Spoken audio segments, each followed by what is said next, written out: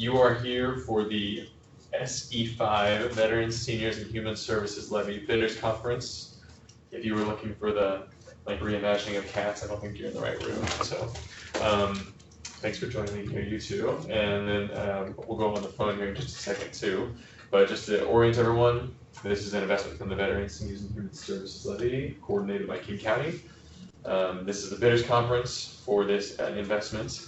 And we'll kick things off with just simple introductions. So if we can, share your name. If you'd like to share which agency you're with, hey, come on in. If you'd like to share which agency you're with, that'd be great too. And something you're interested or excited about for this RFP. So I'll start. Adam Schmid.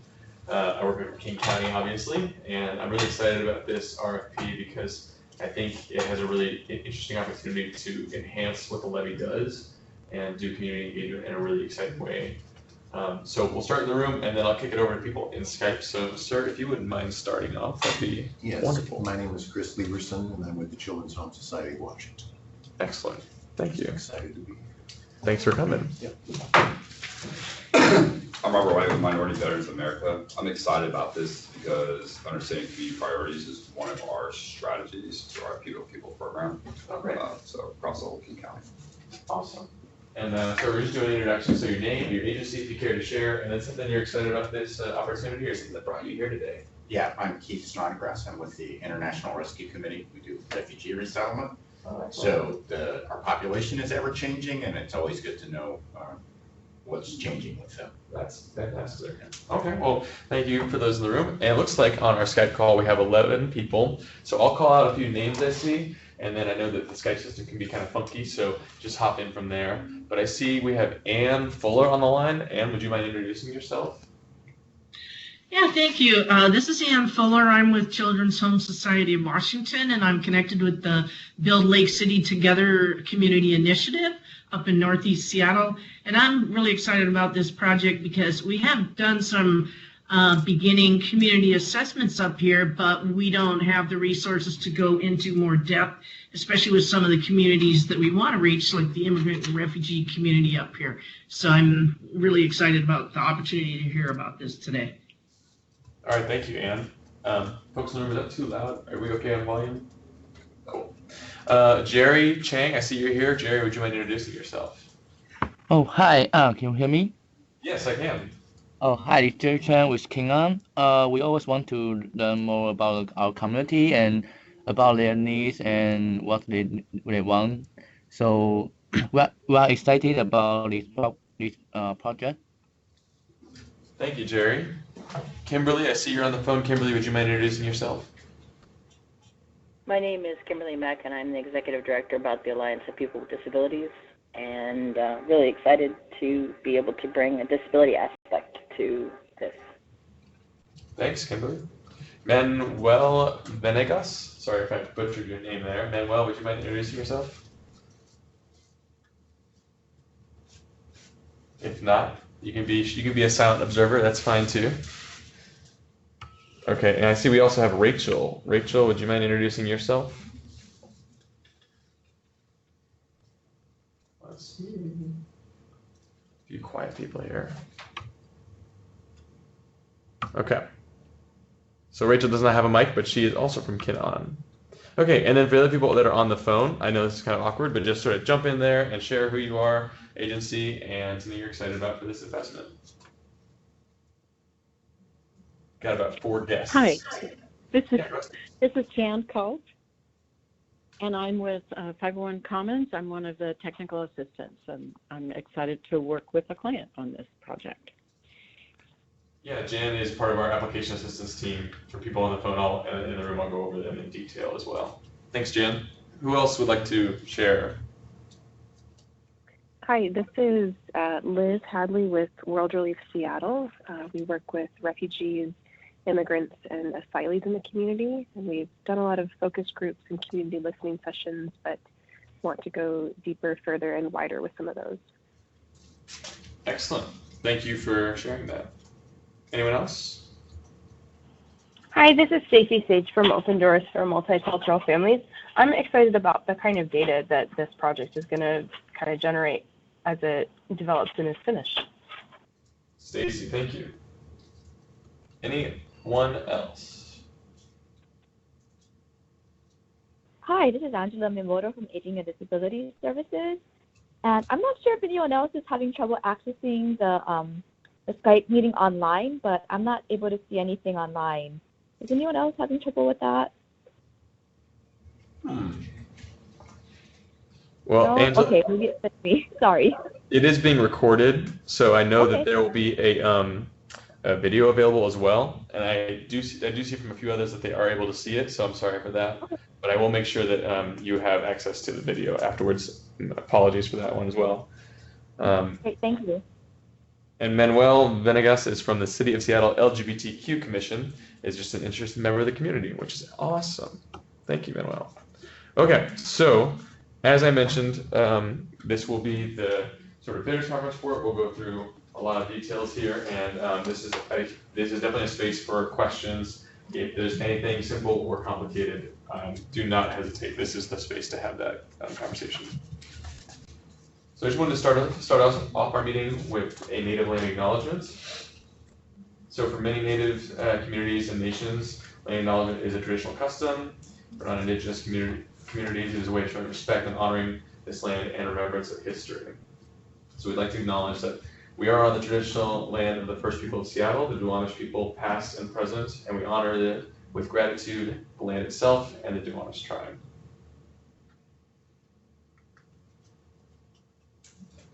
So for the agenda today, again, we're going to cover the levy at large. For those on the phone or those in the room who know about the levy, I apologize, but I've been out in the community too many times and heard people kind of like ask questions that I think just kind of stem from a general lack of awareness of what the levy actually does. I'm going to go a little bit in depth on that. I'm also going to go in depth into the social engagement strategy itself, and I'll come over here and be letting people in the lobby.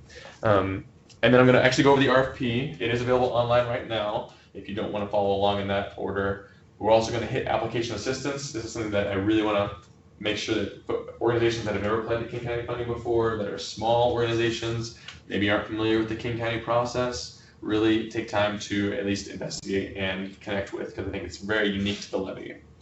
We'll then go into the gritty details of Zoom grants, how to apply and how to work with it. It is not a perfect system. And then the final piece is Q&A. Though I will say this is not a TED Talk. You all should pause and jump in if I'm saying something in a government-y jargony way. Hey, welcome. Or if I'm just saying something that just doesn't make sense to you all, do not hesitate to say, like, can you go back and say that again? Or what do you mean by that? So what is this complicated series of letters, VSHSL?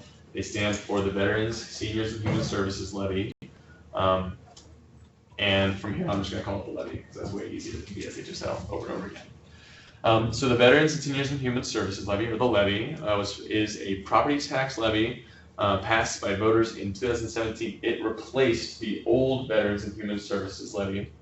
It is a 6-year property tax levy, so it started officially in January of 2018. It'll run through December of 2023, after which it will expire without any further action from the council, or it will be renewed or changed if the council chooses to do so. It was passed by the voters by a large proportion, a large margin, so it is well supported in our community. And I'd just like to sit here and reflect on this for a little bit, because I think there's a lot of work groups that I've interacted with out in the community that, you know, I come into a room wearing my King County hat or badge or whatever it may be, and I think the levy is definitely King County, but it is a very unique opportunity. It's very mission driven. We have a set of principles we'll go over. We are focusing on particular populations, and this is new money. We are not taking funds away from the general budget, and I want to really hit this point because I want folks that are applying to not just limit yourselves to what you feel King County is expecting, but really speaks to those guiding principles we'll go over, and does something new and exciting, and hopefully changes the way King County provides services. So again, new money, not the general fund, so we have a different set of barriers and expectations. The name comes from the 3 populations it serves, which are veterans, service members, and their families, and we use the widest possible definition of veteran, so we're the least restrictive on that. And it also includes service members and their families, which is important to note, especially when we're talking about communities And in this RFP, it's not, when you are receiving funds for veterans, it is not purely just for that sole veteran, but their family as well. Seniors, which we define as age 55 or older, and their caregivers, that's an important add-on as well. And then the final population bucket or focus area is vulnerable populations. In the ordinance that lays out the levy, it's over a page long. And the way to think about it is we, in our lives, can experience vulnerability through a variety of ways, and often many of us do experience vulnerability. It is not a one-time status that is forever applied or temporarily applied. It can hit us in many ways. So we have these three populations that the levy focuses on, but the levy focuses on 5 parts of these people's lives: their housing stability, their financial stability, their social engagement, their healthy living, and their system access and improvement. Now, I'm going over this in detail because I want to make sure that we know how to read other investments, should you all be interested.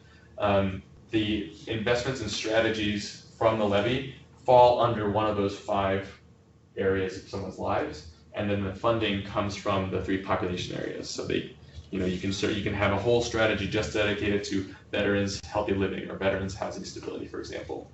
This RFP we're talking about today is a blended source of funds, so you can serve any one of those 3 populations, and it's driving towards their social engagement, which I'll go over a little bit here as well.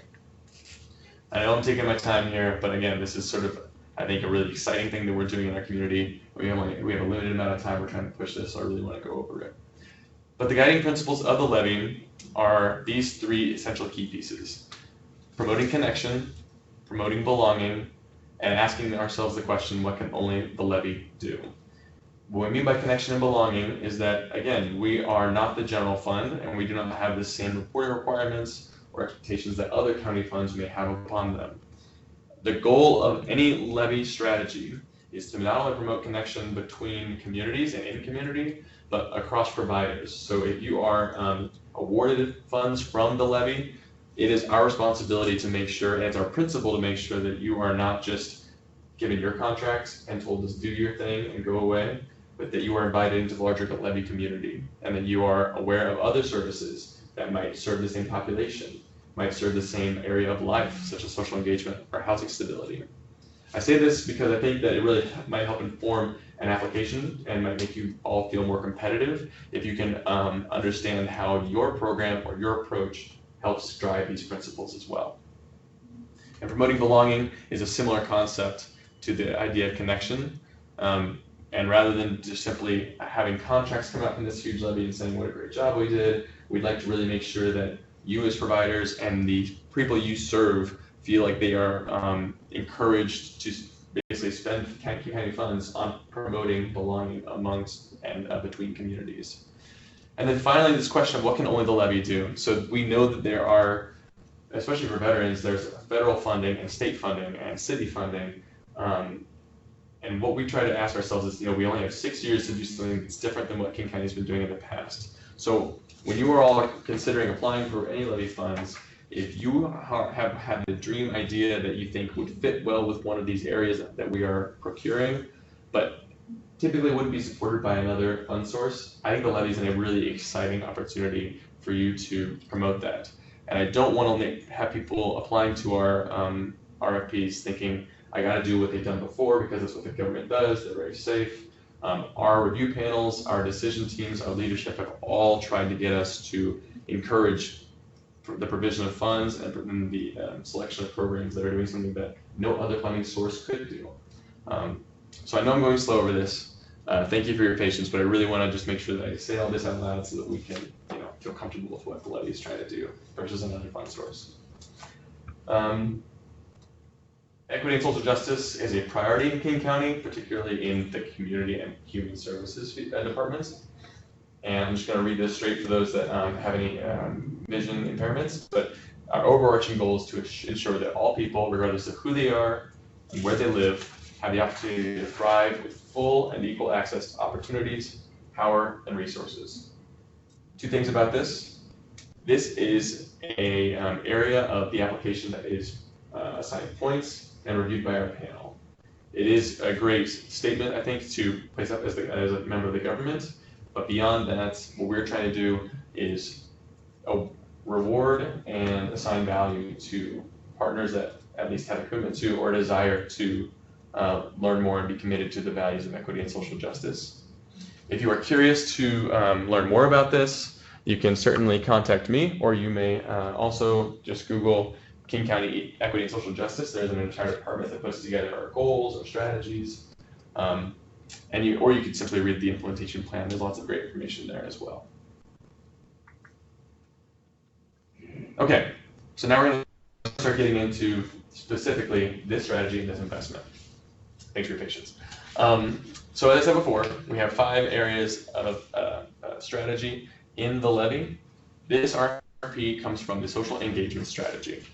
So the idea is you have a lot of different little RFPs and programs that roll up into one common goal. And this goal for social engagement is, or the definition of social engagement by the levy, is an individual's feeling that they belong. Programs funded by this strategy, and that means everything under social engagement, not just this one RFP, but programs funded by this strategy all promote belonging where systems, biases, miscommunications, or cultural differences too often serve to isolate. So at the end of the day, if applying for this RFP, this is the ultimate goal. Now, individuals will not be judged on your ability to lift everybody's social engagement, but the idea is that over time, over the 6 years, the levy is trying to measure and improve this area for these particular investments. I think as somebody who's applying to these funds, this is critical to know. As you know, we can really governmentize things, and I can put a lot of performance measurements on you and make you feel like you're having to just meet these measurements. That is not going to be the case with this, but the one thing we are going to really drive to, and the one thing we look for in our applications, are their ability to understand this and help create a program or an application that strives towards that larger goal. And of course, as before, this is strategy SE5, or social engagement 5, understand community priorities. One thing just to call out as well, for those that are new to the levy, or maybe found this Skype call somewhere randomly, everything I'm going over is in what's called the implementation plan. That is the guidebook, the Bible for the levy. It defines all of our strategy areas, it lays out our principles, it talks about where we came from, we talk about some draft performance measurements, we talk about how much funding is available, and if I was a community organization and I wanted to make sure and plot out perhaps other areas of investment, I would absolutely look at the implementation plan. It's available online, or you can contact me directly and I will make sure and give you the most helpful version, because it is also very lengthy. So what are we doing here with this strategy?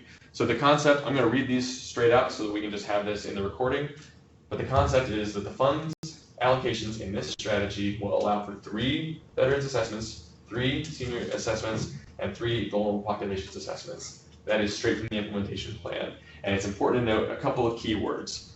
The strategy will allow is really critical.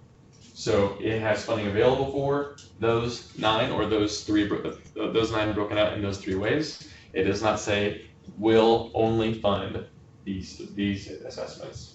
Why I'm calling that out there is that if you have a particular desire to focus on a population or an experience in our community that falls along multiple populations, I do not want you to feel that you have to keep it within veterans, or you have to keep it within seniors, or only BP. I want to encourage you to express this community that I'd like to provide an assessment for. We are wide ranging, we cover all 3 areas, and thus we would request money from all 3 funding population buckets. This can be a little confusing. Work with our application assistants if it is. Otherwise, tell King County what you'd like to do, and we can figure it out on the back end as far as how the funding goes out the door. These surveys will commission persons, tribes, and community-based organizations to research and then provide back to King County an assessment of strengths, weaknesses, and needs of geographic, cultural, or experiential communities in King County. That is a very important sentence, so I'm just going to pause on it for questions, but I do want to just acknowledge that there are a few things that this is basically asking of applicants, and it's the ability to research and then provide back to King County. So you're not only researching a community, you're giving some sort of deliverable back. And then it's going to include strengths, weaknesses, and needs of the community to be assessed. So kind of a loaded sentence there. I'm not gonna, I don't wanna take necessarily 30 questions on this because we are gonna do a lot, but is there anything that is unclear when you hear me say that or you read that sentence? I'm just gonna pause.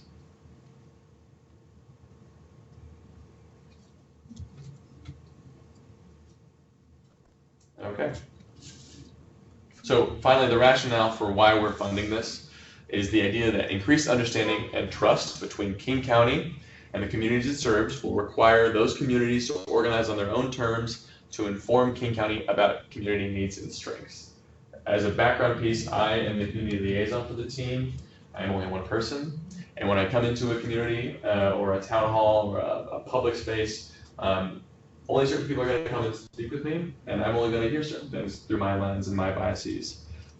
This investment is directly coming from a community member in our community meeting we had in the renewal of the levy, where people said, is there a way King County can simply give my community some support, and then we can tell you in our own language and our own method what we'd like, what we're strong, what our strengths are, and then where our needs are. And that's really what this RFP was born out of. So that's the essential rationale there. And if you want to read more, it's on pages 96 of the implementation plan. Okay, so I'm going to pick up a little bit of steam here so I can push through to the end for you all to speak.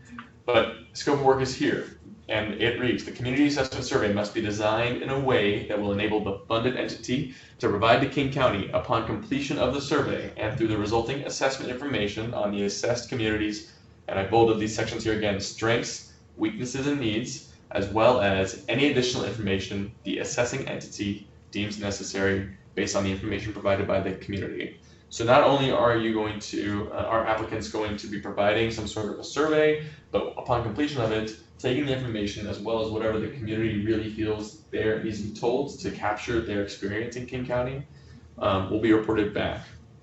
It does not mandate specifically what the form is. So I'm not expecting a 20-page report with citations and statistical modeling. I'm not expecting a King County presentation in a suit and tie. This is for you as applicants to determine what most reflects what your community would most feel comfortable doing, and we can adjust it over time too. If the community that you engage with feels that whatever way that their information is being captured is appropriate, we can certainly adjust there as well. But let's look at the deliverables, because we as the government have to have some deliverables, right? So the first is design and implement an assessment survey of a proposed community's strengths, weaknesses, and needs. So it's those two key pieces of designing it and implementing it. And then I've broken the second one out here to implement the assessment survey in partnership with the identified community to be surveyed. So you're not only responsible for designing it, but actually going out and implementing it and demonstrating you're doing it with the community that's to be assessed. So this is essentially getting at not having people who are from a research firm who are not tied at all to a certain community going and trying to represent their experience in King County. The third is to analyze the community's data and feedback. So in whatever form that is captured, analyzing it, recording it, and then relaying it back. And then finally, producing a deliverable to share the results of the community assessment surveys. Very open, not, again, trying to narrow it down to just a report or a formal presentation. And of course, we have all three populations represented in this strategy. In the funding, so there's up to $958,348. This will start in early 2020, and the funding, we are planning for the funding to go through 2023, only if there was to be incomplete or insufficient applicants, would that be changed at all? And applicants may apply for funding between $60,000 and $120,000. Concept here being we did not want to have folks feel like they could not apply for a lot of money and not be able to do a sufficient job to do focus groups or community meetings or whatever it's going to be. And the idea of $120,000 as the ceiling is the goal that we can support many different types of assessments to return by 2023. And then, of course, we have here 2021 to 2023 funding is contingent upon approval of the King County Council budget and continued partnerships and provision of data on program performance and implementation. Basically, the council has to reapprove their budget before we can guarantee that the money's going back. Quick question on that. Yeah, Robert. For applying between 60 and 120, is that over the 4 years, 2020 to 23, or is that per year for that program? That would be over the 4 years. Okay. Because if you take 958 and divide it by 120,000, you get around, I think it's 7 or 6 applications. A key note here to make is that if there's a collaboration or collaborative effort, or if there's a large community that really needs to be assessed, exceptions can be made. And I want to just call that out, is that this is our general thinking. We're trying to show our hand. But if we hear a really compelling point that my community is really small, I don't actually want more than 50,000. Or, I'm doing a collaborative thing across 2 communities that are going to be huge. We're going to do this amazing thing. The panel will review all of them and is looking to have multiple assessments. But if there's a good exception, that's appropriate as well. And we can go back to all these slides in the Q&A section as well. Eligibility. Eligible applicants must meet the following minimum qualifications, and there are 2. 1, they must currently serve, identify as, or support the proposed community to be assessed in King County. And the second is they must currently reside within or engage with the proposed community to be assessed in King County with the ability to travel and conduct the assessment survey to disparate and marginalized members of the community. Another thing to note here is that if you currently, as an organization or as a group or collaborative, do not have a vehicle to travel with or some sort of fund available to travel with, that can be requested. And there is potentially support in capacity building dollars, which is a separate thing within the levy that I'll talk about. But it is not necessarily expected that day one immediately you can go to every single marginalized community member, but simply express the desire to, the ability to do that. All right, really simple. Section 5 of the RFP has the basic contract requirements. Again, you'll see references to equity and social justice. The boilerplate is on there as well. Not so important at this stage. Do not worry about the contracting part. I really want us to be in the creative mode here at this stage, and then later, if selected, that we can get into contracting details.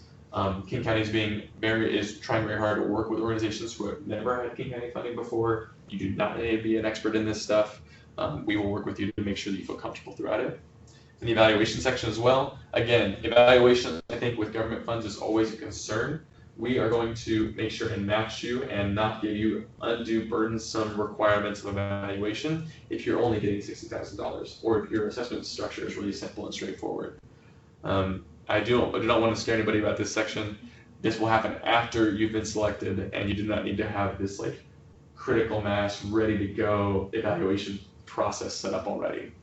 We expect that people will be developing those with us, and we can milestone that out as well in the beginning.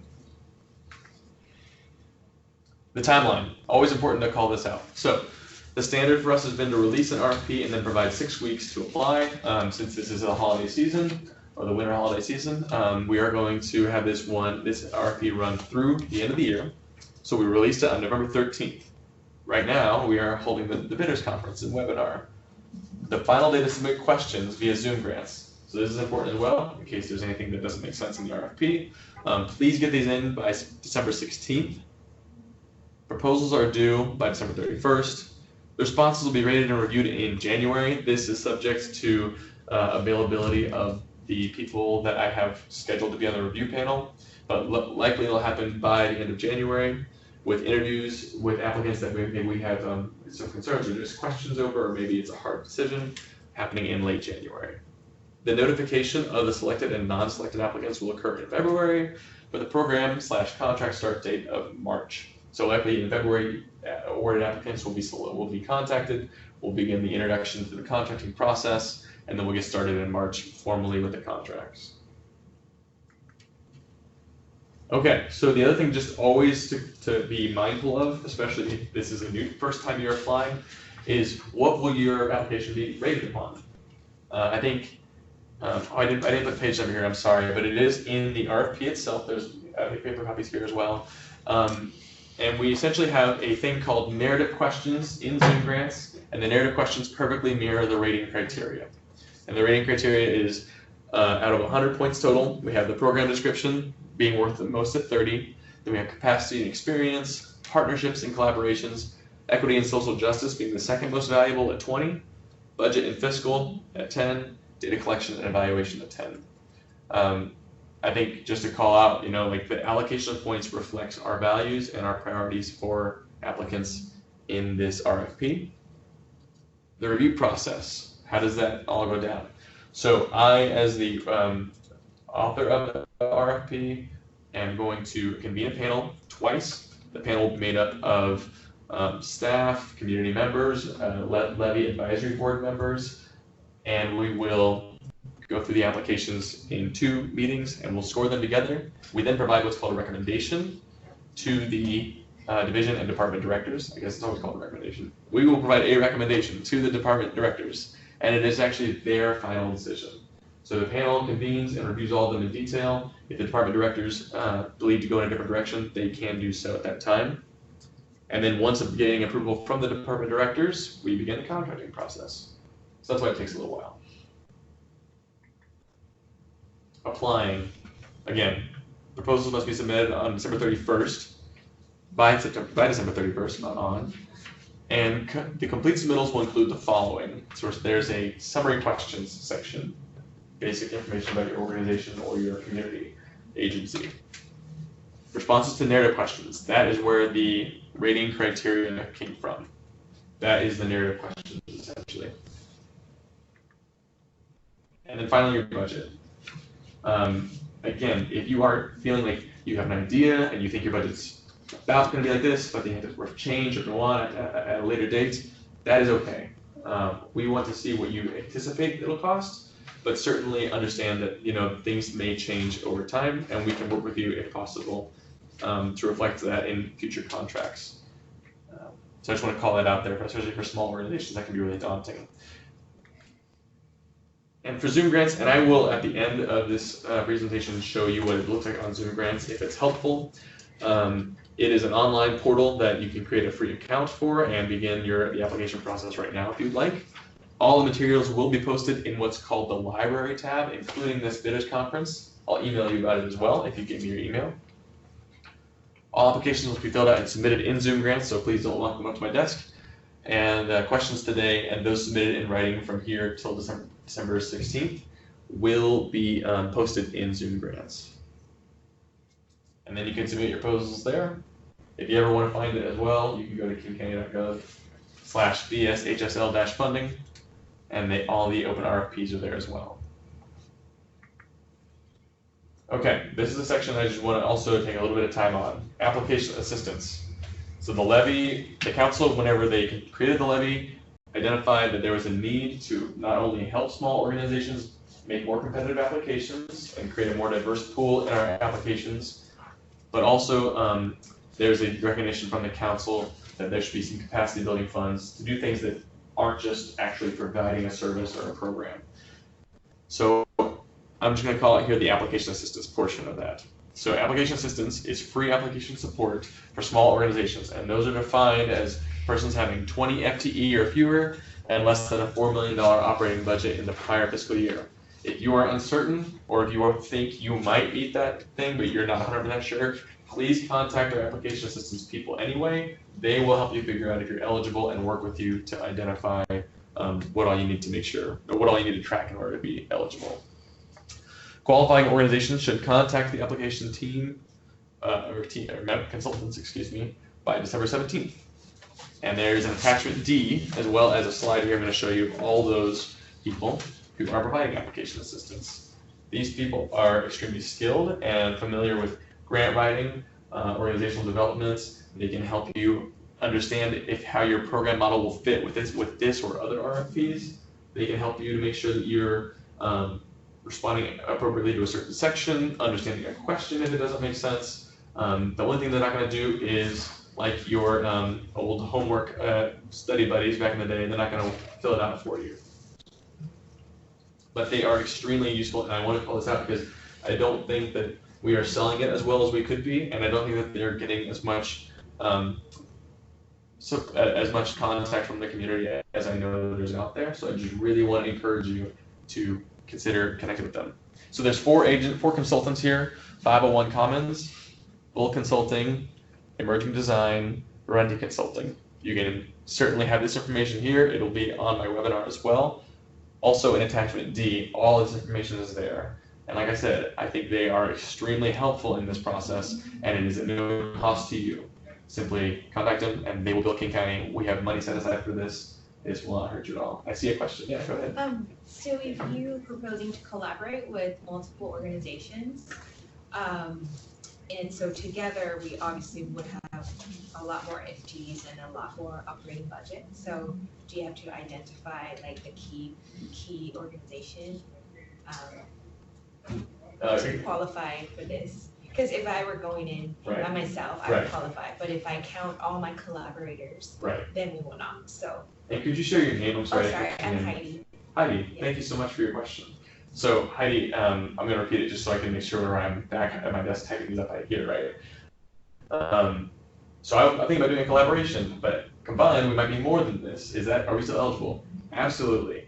We are not in the game of trying to like cut people out of this, application support, especially if it's several small organizations. Now, if it's like one person and then like you explain the part of United Way, that might be probably not the best fit. But still, I'd say that one person who's applying can absolutely, receive that assistance. And especially if you're partnering with a smaller organization, but you might be a larger one, the smaller person might need some assistance in making sure that they're combining the right way and putting out all their information, responding to the questions the right way. Totally.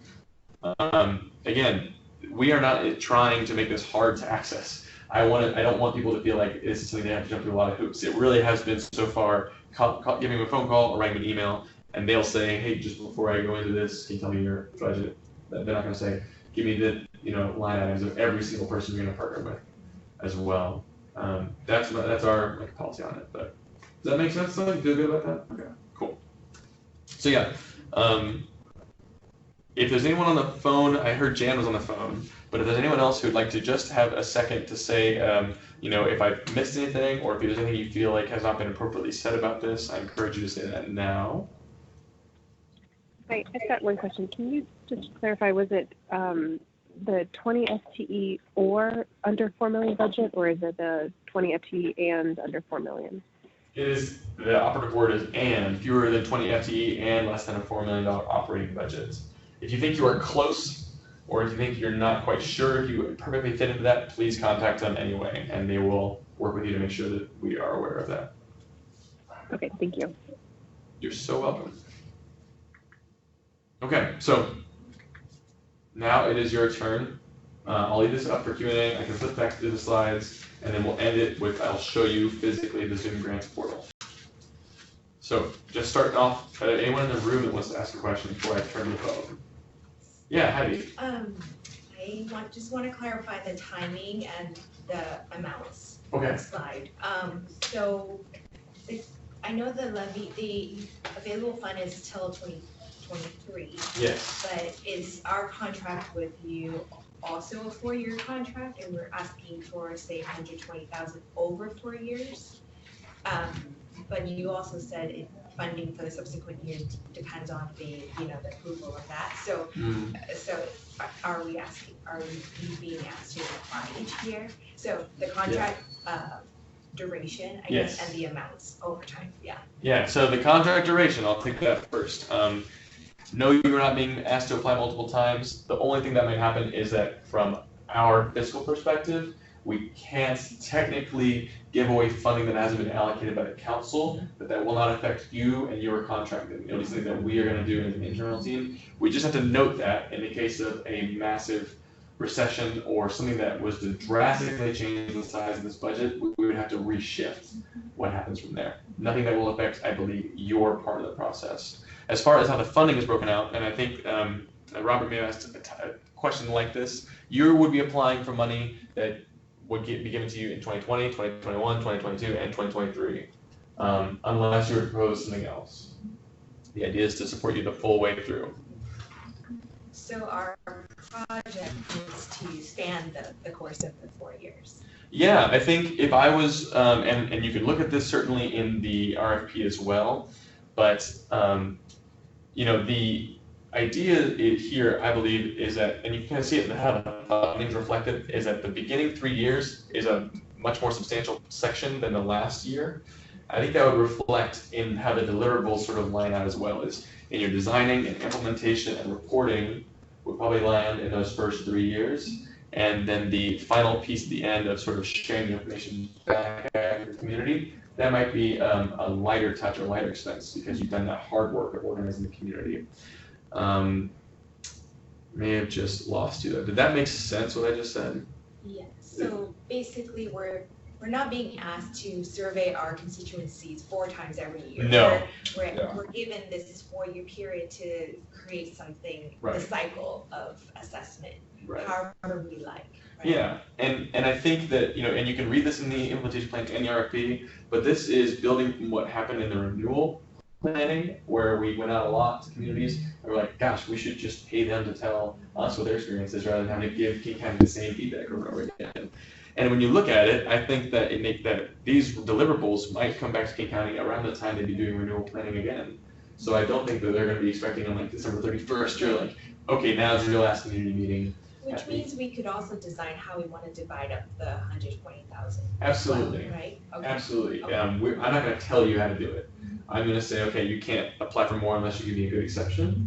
But if you say, hey, we're going to need a lot at this point and less over here, we can make sure that works as long as we're not going above 958,000 total. I see a question here as well. Yeah, it's kind of related to that, just the years listed here. Are they, and I'm just thinking of kind of apportioning workload and things. Are those calendar years? Yes. So really the end is December 2023. Yeah, that's right. Yeah, okay. I just wanted to make sure. Yeah, the absolute last day we can give you funding is December 31st, 2023. Yeah. But don't wait until then to start. Spend it. For goodness sakes, please spend money, yes. Any questions, or can I pause for the Skype call? Okay. Members on the Skype call, can you just jump in and throw me a question or write it in the messages? Adam, this is Ann Fuller with Children's Home Society. I have a question. I think the outcomes of what we're trying to accomplish in this are very clear. But also I'd like to know, like, in terms of an evaluation of how we do overall with this project and this contract, how does that look? What does that look like? Good question. So, I mean, I'm going to give you 2 questions. One's going to be this light. I would not worry right now about what your outcomes are going to be.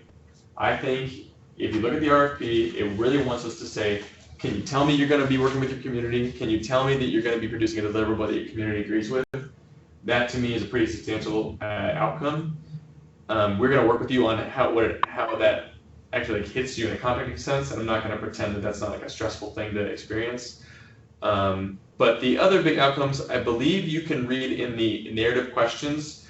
We're trying to gather some of that. I believe there's a few questions around, can you talk about how you're going to report this back to the community? Can you talk about how you're going to make sure the community's voice is captured and heard? And I believe that there might be, in the contracting portion of this funding, or the contracting stage of this process, I guess I should say, there will be discussions around, okay, so how are we going to make sure that your community is being heard? What do you feel is an appropriate measure of that? How can we assure that the community's voice is accurately captured? What are your recommendations, or what are your ideas for what that looks like? Those are my initial concepts of the outcomes. And again, we're talking about, at the end of the day, social engagement. So I think as long as you're driving towards this big outcome of making sure they feel belonging, and that they are, you're promoting belonging within your assessment survey within that community and perhaps to others, I think that's the ultimate goal here. But the outcomes I can't speak to right now, because honestly the evaluation team, they'll pick that up in March and February of 2020. So I really just want you to focus on your program here, even though I know that's stressful because that's like a thing in the background. Is that sufficient, Ann? Yeah, that's good. Thank you. Okay. Always tough. Always tough. I get that question every single time I do one of these. So, all right, Skype members, what other questions do we have? Hi, Adam. This is Victoria. Hi, Victoria. What's your expectation, or what do you think? I'm thinking about kind of meetings and follow-up conversations with you and the team during those 4 years. Do you have any sense of what our expectations should be for, are we doing an educational cohort? Are we doing quarterly meetings? How many times do you expect us to check with you, and so on? We can work that out. by contract basis, and it's been really flexible. So there have been certain organizations that are like, you know, the levy's really exciting to me, and I don't know anyone else that you all offline. So I would like to meet quarterly, and I want to get to know who all the levy's supporting. And we have some organizations that say, you know, interacting in this way is really stressful on my time. I've got a lot of direct services, so I'd like to only meet twice a year. We could do phone calls, we can do email sessions. There's all sorts of stuff that we can do. The current expectation, though, I would say, is we are looking for people to apply and be motivated to be active, engaged members of this larger levy community. If funded by the levy, it's our goal to connect you with other social engagement providers, with other veterans, seniors, VP providers, so that you grow your awareness of what all's out in the community as well. So that might be a thing that we start doing maybe twice a year, where we say, let's have this big like gathering of all levy providers and have you all get to know one another. But as far as that, I don't think there's much expectation beyond that. We can flex it a little bit depending on your preference and availability. Great, thank you. Okay, room questions before I go back to Skype. I got another question here, yeah. Yeah, hi, this is Keith. Thanks, Keith. So, is there, like, just kind of for the overall product of the, you know, what kind of picture we're trying to paint, or what the community wants, do we particularly want to elicit information about like accessing county services, or is it just more broadly like what are the broad needs and strengths and weaknesses of the community? Like, yeah, so is there supposed to be some sort of question around like how are we doing in relation to county services or not? You know, I think that that's something that I'm gonna continue to leave up to you all. You know, as a King County employee, I will go out and ask that question, and I will get certain responses on that question. If you feel that, you know, that the community you're trying to assess would really like to give feedback on that, and that you think it'd be really helpful in telling the full story of that community, that's great. But it's not written anywhere in this RFP that you have to do that, and it's not an expectation. I want to leave it up to you to decide if that's appropriate, and also if you go out in the community and they want to talk about that, you can certainly, you know, capture that information and give it back to us. But that's not necessarily the goal. This isn't just a county service thing. We're trying to do general education because we know there are communities that don't talk to King County, and that's the driving principle, is how can we get them to feel connected in a better way. And Robert, were you thinking? I was just gonna ask a question. Robert White, Honor Veterans of America. This strategy, this is a new strategy for King County, is that correct? That's correct. Okay, I just want to make sure. So then this is the first time doing it, okay. Yeah, we've never procured this before, and yeah, it's very driven from a community partnership perspective. So I think that's kind of why you all might be hearing some questions, you might be giving me some questions and looking for like really concrete things, and because I just kind of made it up, this is what we got. So yeah, I just want to make sure we call that out. Yeah, I appreciate that, Robert. Yeah. All right, Skype callers, any other questions? Things I can walk us through? Adam, this is Kimberly. I do have a question. So it's kind of based off of the question that was just asked a moment ago, but what is the anticipated deliverable from the county based on this information? What will the county do with this? I understand that we're trying to figure out what are these specific populations wanting, or what do they need to feel more engaged and more connected. But what's the county going to do with this information? I know that's a question that I'm going to get, you know, so what's the point of all this? That's a great question, and it's one that I think the community asks a lot, and I think you're capturing really, really well. So I'll answer it in a couple of ways. The first is, with all of our community feedback we've gathered from the Levy team, it's informed how these RFPs are written, how they're contracted, how providers provide services in the community. And so if I was looking at this objectively, and King County funded 6 or 7 assessments, right? And a property tax levy was to be expiring within a year, and you have 6 or 7 rich assessments full of information about a community's needs, strengths, and weaknesses. If I was an objective observer, I might think that's a great place to start your renewal planning. Just as I'm not saying that's what it is, but I'm gonna say like that would be pretty a great resource for King County staffers to have. I also think, or I know, that whenever an assessment is getting finalized, or if the provider is getting more comfortable in presenting the information, we will be pulling our levy providers together and making sure that they are not only engaged with this report or deliverable, however, whatever form it takes, but that if you all feel comfortable giving you space to talk to these providers that should be directly serving these communities and either haven't done as great of a job or maybe aren't aware of their experience. So I think it's going to affect the way in which services are provided. And if I was to be observing this from the outside, I would imagine this would be a great place for a council or the King County Executive to start their renewal planning considerations. That's what I would say. But it's a great question, and I think that it's something that we have to be responsive to. I don't want these just to become things that sit on my shelf. And it's my goal and my responsibility to make sure that doesn't happen. But I know that's how governments have done things thus far, so. But does that feel good, Kimberly? Are you okay with that? Yeah, thank you. I appreciate it. There's better clarity, but there's still a little fuzziness. Okay. But I appreciate you providing the answer that you did. Yeah, this is the space for those questions. So if I'm not giving a sufficient one, please let me know.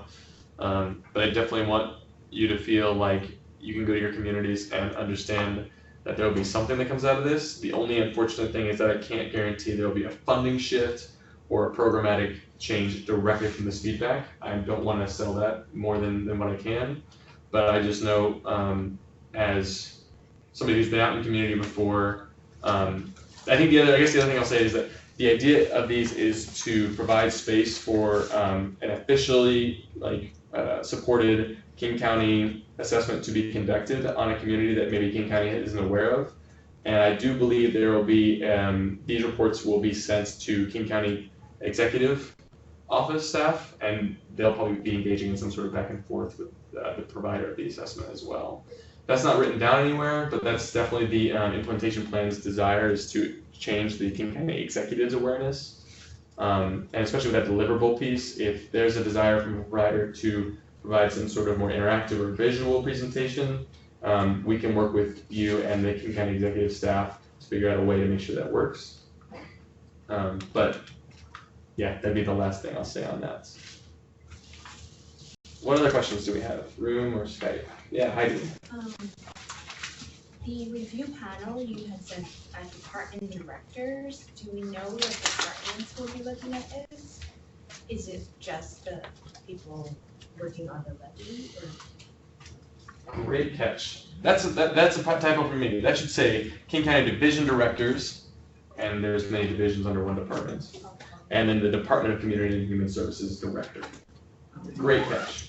Leo Floor is our director's name, and he oversees many divisions. I, for example, am in the Adult Services Division, but division leadership from our behavioral health teams, from our developmental disabilities teams will also be considered on the final approval panel. But ultimately, you'll have one signature on your contract or award letter. Leo. And that's Leo Floor, yes. Mm-hmm. Thanks. You kind of addressed this, so I may have missed it. When you were talking about the allocation between the 3 different service populations and that you might serve more than one, would it make sense to then, adjust budgets for, if we're going to serve 2 of the populations, we could request higher funding because we're doing that, or yeah, so as far as the funding breakdown, if you feel you have a compelling, if you look at the requirements and you read the RFP and you think I have a compelling exception for why it shouldn't be more than just 120, I'm going to cover multiple populations really well, I think that's totally up to you. The other thing I'll say here too is that oftentimes in these applications, if a review panel feels they like the applicant, they feel they put a good piece together, but they don't validate all the funding, it often hasn't been that they just cut the application altogether. They might say, maybe we could ask that they just provide that assessment maybe to one population with a reduced funding amount. So I want to encourage you all to make those exceptions if you feel that they're appropriate. But the other thing I'll say too is that this is more just to let you know how the funding detail, show really transparently how it happens. But when you submit your budget request, you won't be lining it to seniors, VP, and veterans. You'll just be saying, here's what the budget cost is, and it's on us and our staff to figure out where the funding comes from based off what you've said. So I don't want you to think like, okay, I gotta write 20,000 out of veterans and 20,000 out of VP and 20,000 out of seniors. We will do that as King County staff. I think I just want you all to think about what's your overall budget gonna be, and if it's gonna be larger than the 120 limit, why is it gonna be larger than the 120 limit? And I think you're right, serving multiple populations might be a good exception for that. And so kind of relatedly, if, like say, if we said, we're gonna work with VP and seniors, and then you had a whole bunch of proposals that were addressing seniors, so like you didn't necessarily feel like you needed us to do that? Right. Like, is there that kind of sort of negotiation in?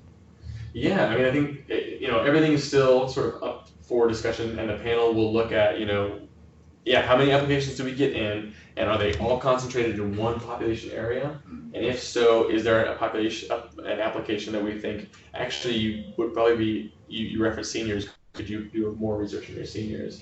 And it's totally, the review panel could absolutely have an interview with you and say, would you be comfortable taking more seniors funding and serving them more than the population you recommended because we have so many? Another possibility, and we've had this happen before, is everybody applies for 1/3 bucket. They only want to serve veterans, for example, and we need the other 2/3 to be supported. We could totally just award some from the veterans portion and then reprocure the other 2. That's also totally possible. But I want you all to be in a space of, okay, I got my community, I'm just going to submit this proposal, and then King County can counter if they have a proposed change or alteration to that. But don't feel like you have to cover each little corner if you don't feel like that would be representative of what you want to do. So it is 12:27. I do want to be respectful of people's time. So I'm going to quickly kill out my presentation here and show you the Zoom Grants portal. There are some finicky little pieces to it that I just want to say. Let's see here. Quick question. Yeah, you didn't say anything about what you won't fund, so salaries, direct, indirect, there's no guidelines on how we spend money. I'm probably not, we're probably not gonna fund refrigerators, but that, that could be funded through capacity building funding, for example, which is a separate, line item in the levy. But no, I intentionally did not tell you what I wasn't going to fund because I don't want to pretend that I know what it takes to do these things well. And I think in the past we've dedicated money for room reservations and food and that kind of stuff, but we haven't done other pieces really well. So no, request what you think it's going to cost, and tell me why. And I'll the panel can always say, okay, we think it's great. We want to fund 3 out of the 4 things you requested. Is that okay with you? That's totally possible.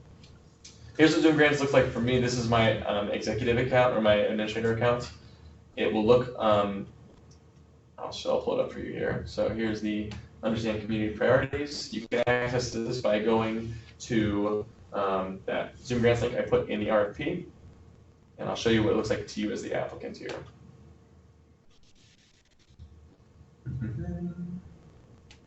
Okay, so the applicant view will look like this.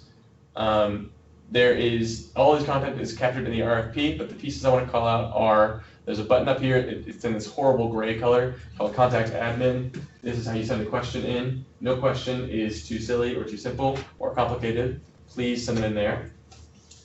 As you scroll down, you'll see what's called the library. Library is right here. This will hold the webinar I'm going to upload today. And this will hold all the FAQ documents, every narrative question, budget, technical assistance, everything is captured here. So make sure and review that information before submitting your applications. And I think I'm going to go down further. Yeah, and as you go down further here, you have these blue tabs, and you can see what is scored and not scored.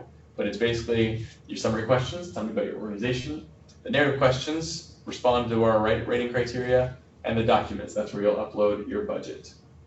The Zoom Grants portal is always saving, so once you create an account and start logging in, if I fill out a box and then click out of the box, there will be this saving symbol that flashes up on the screen. It should flash once or twice and then go away. That means your information is saved. You can close your browser and it will be there when you come back to it. If you get to a place where you're filling it out and it just keeps flashing saving on you, then it's just stuck. You have to refresh the page. It should capture that information, but just like a note, it's a bug in the system sometimes. Any questions that come through will get uploaded into an FAQ into the library. I'm not going to respond to you directly. It's not me being cold, but trying to just maintain equitable access to information. Any questions about Zoom grants? I think it's really good to point out that those grayed out, that's just a terrible color choice. Terrible It looks color like there's choice. no content. Terrible color choice. We have made the request to change Zoom grants. But you'll see these little buttons correspond to this text down below. Yeah. So actually if I click on it, it just hides what I've already expanded basically. The only thing that's a link is the contact admin is a link. But it has the deadline here as well. The other thing to call out, if you're on the Skype call, I know we're at time, if you could message in the Skype call your email, or if you could send me an email, I will add you to our listserv, and I'll also make sure that you receive any updates from me. So whenever I send out the FAQ document and the bidders conference, I'll send it out in an email as well to those that are participating today.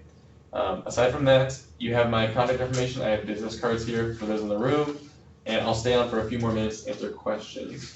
But I want to, again, really encourage, I'm not trying to cut people out of this process or your dream process for doing this. This is something that I'm really passionate about as a community liaison, and shoot for the moon. The worst that I can do is say, okay, not all of this, but how about this? Or, but I'm not trying to tell you how to interact with your communities. I want you all to bring your ideas to the table because I think you all would have the best ideas. So. With that, that's the end of the bidders conference. I'll sit around for questions. Yeah, Robert. Adam, for those of us on the phone, could you tell us what your contact information is? Yes, thank you. Great point. My contact information is adam.schmid. I'll put it up here on our slideshow as well. adam.schmid@kingcounty.gov, and Schmid is spelled SCHMID. That's not showing up. And it's also in the RFP as well. So even if you don't have the bidders conference before you today, it's in the RFP. Adam, do you know what percentage can put towards indirect? No requirements. If 90% of it needs to go to indirect, I mean, I want you to tell me why. Yeah. And I want to be able to convince a panel of board members and staff and everybody else. But no, I'm not going to tell you it must be this split. If it's a compelling argument, we will listen to it. Yeah, Robert.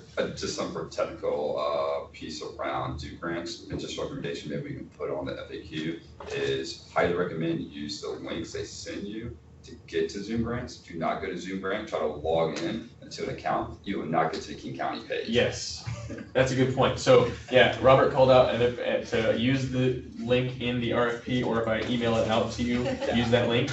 There's also a link up online, kingcounty.gov/VSHSL, and if you want to go to the funding page, VSHSL-funding, that will focus you so that you're not going to zoomgrants.com and then not being able to see it, because I totally agree. Yeah. Once you create your application, it'll be there. Yeah. So, Yeah. thanks for coming in today. Yeah. Any other questions, guys? You guys doing good? Thank you so much. Great to have met you. Please give me your email too. Thank you very much. Great to have met you. Good questions too. Thank you very much. Oh, good. I hope so, yeah. If you want to ask me now, I'm still recording, so I can take any questions you want. Maybe I don't know if you want to share, you want to record like how you maybe like I'm sorry. the collaboration piece. So I remember there's a spot in Zoom grants that if you want to collaborate, I think you can select or like say I'm interested in collaborating, because I know on the other one I had done that because then other people reached out to me that way, said, hey, you're looking at collaborating, what does that look like? I think there's something on the Zoom grants. May have to ask a question about it because that happened for our other grant we applied for. So I'll put in the FAQ about that, because I have not actually done that personally, so I need to Because it was very helpful, because then we knew who else, maybe, just not applying, but some maybe actually want to be able to help it work and how. So how do I make sure my collaboration works with the technology? Yeah. Cool. Thank you. Thank you. It's great to have met you. And good questions, Robert. I appreciate it, man. That's very helpful. People are on the phone. Any questions still lingering? I see we got a few people here. Victoria, Rachel, Kimberly, Jerry. No, that's it. Thank you. Thank you. Thank you. Thanks, guys. All right, I'm going to stop the recording and I will stop receiving questions.